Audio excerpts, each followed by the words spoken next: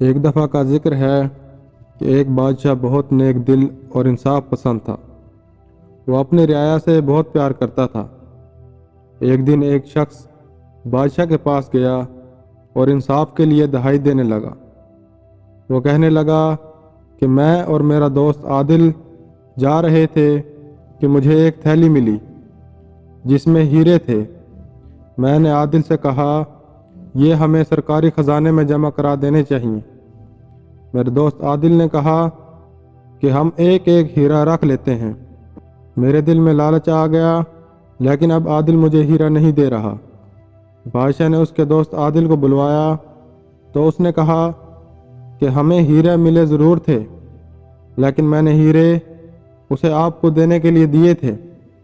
اب یہ لالچی ہو گیا ہے، اس لیے جھوٹ بول رہا ہے۔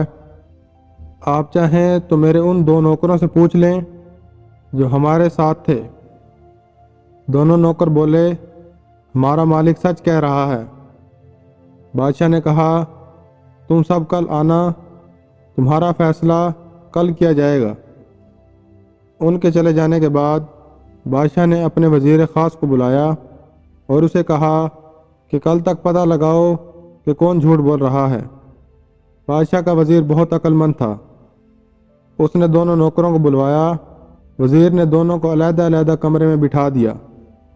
وزیر پہلے ایک نوکر کے پاس گیا اور اس سے پوچھا کہ ہیرے تمہارے سامنے دیے گئے تھے؟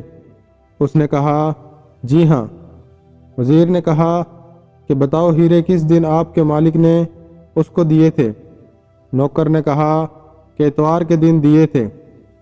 اب وزیر دوسرے نوکر کے پاس گیا اور وہی سوال اس سے بھی پوچھا تو اس نے کہا کہ بدھ کے دن دیے تھے۔ وزیر کو سمجھ آ گئی کہ ان کا مالک جھوٹ بول رہا ہے۔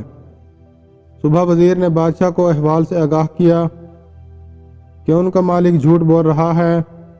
عادل نے بھی تسلیم کیا کہ وہ غلط بیانی کر رہا تھا۔ بادشاہ نے عادل کے دوست کو 1000 اشرفیاں انعام دینے کا اعلان کیا اور عادل کو 5000 اشرفیاں قومی خزانے میں جمع کرانے کی ہدایت دیتے ہوئے عادل کو گرفتار کر کے جیل میں ڈالنے کا حکم سنایا۔